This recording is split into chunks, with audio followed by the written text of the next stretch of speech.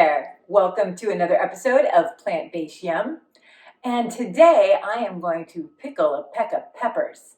But really I have no idea what a peck of peppers would be, so I'm going to pickle about this much. And I'm going to also throw in a few carrots because carrots are good for us, and that's always yummy too. So with this, I love to make some pickled peppers because then you can put them into everything. It's not just for Mexican food or nachos, burritos, tacos. It is for that, but it's also for other things like salads. Just you can add that to your salad dressing or even to soups or sauces. Pretty much anything that you need a little zing to, use this. So first off, I'm going to make my brine, and I just do this on the stovetop with some vinegar and some spices. And then while that's going, probably for about 15 minutes or so, I'm then just going to chop everything up and then put them into my jars. And usually this takes about 15 minutes for the brine to get all nice and melded together with spices. And when that's done, that's when I'm going to pour in the brine on top of these peppers and carrots. So initially, I'm just going to use a couple of cups of white vinegar, just regular old vinegar. Couple tablespoons of salt. I like to add some sugar because sweet and sour I just like that. So a little bit of sugar, probably a couple tablespoons. I got about maybe a tablespoon and a half of peppercorns. You could do more if you'd like. But that's how many I have in my house at this moment because the last time I made my pickled peppers, well, I kind of used a lot of them.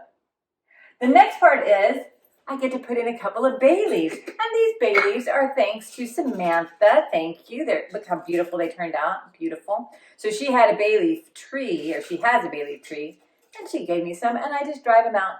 Beautiful. And now I have this lovely jar of bay leaves. So I put 2 of those in there. The next piece is, which is kind of a little different, is putting in some ginger. You're like, what? Yeah, I tell you what, it makes it so good. So I'm just peeling this guy up, and I just love me some good ginger. It just adds a whole different kind of a flavor to it, but it's subtle. You're like, what is in this? Because it's, ginger is kind of spicy, but it's a different kind of spice. So I'm just going to chop this guy up. And I would say a good tablespoon.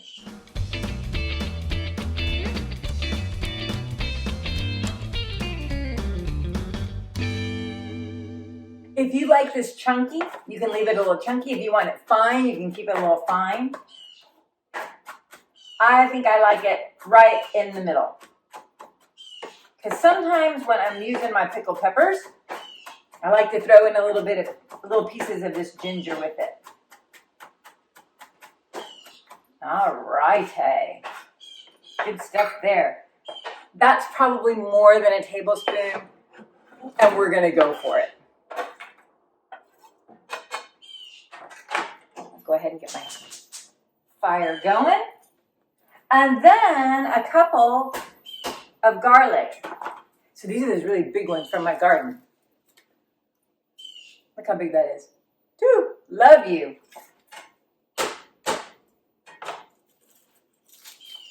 So just give those guys a nice little chop too. This is 2 really big garlic. So if you just have regular store-bought garlic, you might go 4. And again, you can do it really fine, or you can just kind of put it in big chunks or medium chunks.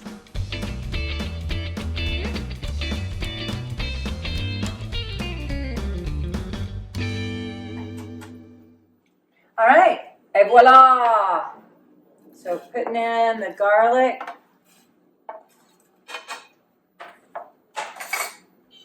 And then giving this all a good stir. So initially we're just going to bring it to a boil. Once we get it to a boil, then I'm going to turn it down to a little bit of a simmer. I'll start the timer for about 15 minutes or so.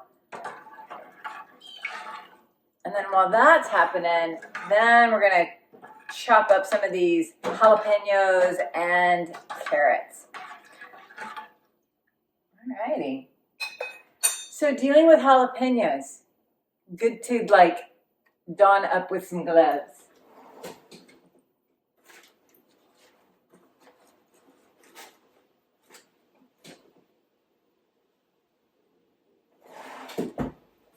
I used all my gloves. I'll be back. Found my gloves. Yay! All right. So from here, I'm going to go ahead and chop these guys up. You don't have to sit here and watch through that. But I do want to show you these right here came from the garden. Aren't they beautiful? So pretty.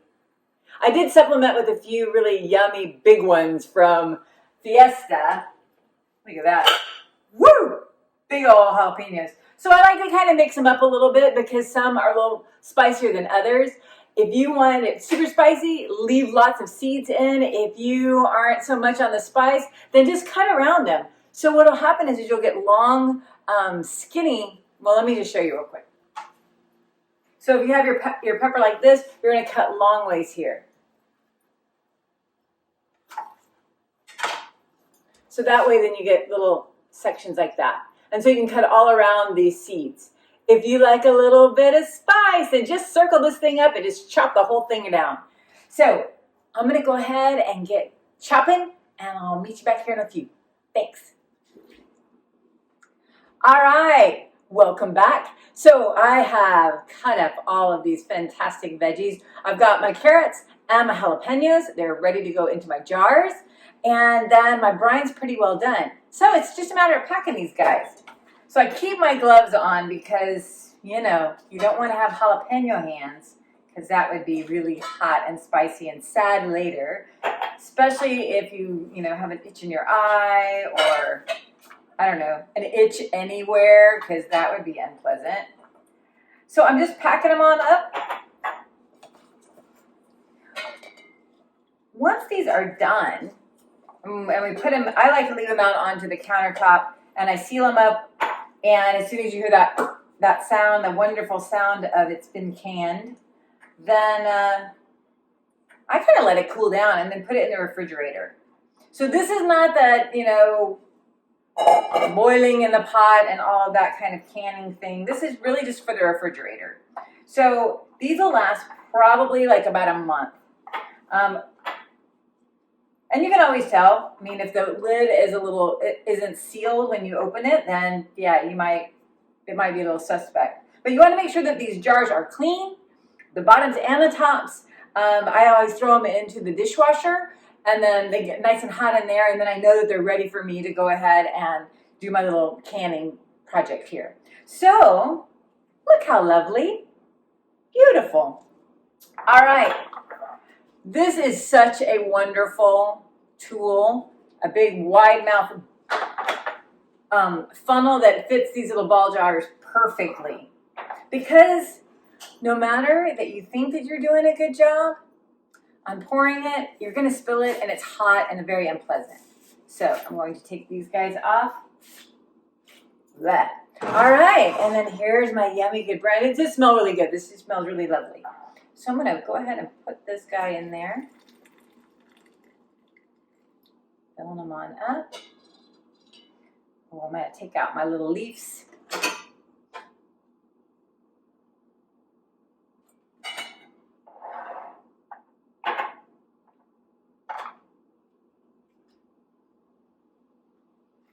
You get lots of little tidbits.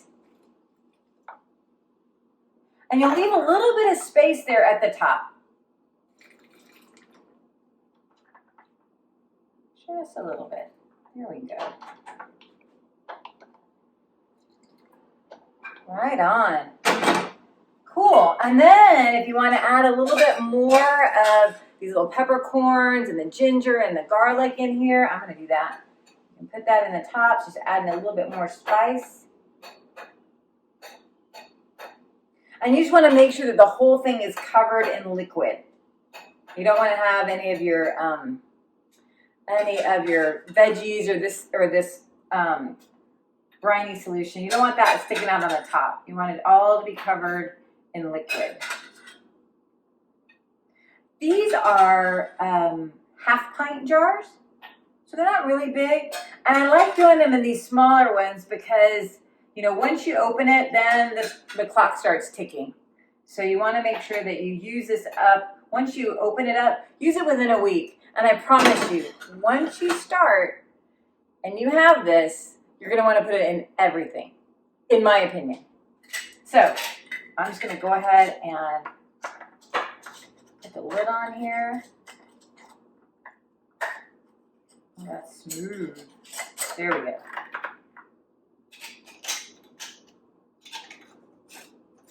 And then when we label it, because you know we got to label it, be sure to put today's date on it. You can use these, you know, once they're cooled off, you can use them. I like to give it a good week, and then it's going to be even better. So again, once the lids seal, let it cool off, and then throw it in the refrigerator, and then enjoy. You can enjoy it right away, or if you have some patience, wait a week, and you'll be very, very happy, just like a fine wine. All right, thanks for joining me, and I hope this was helpful for you, and we'll see you next time. Thanks.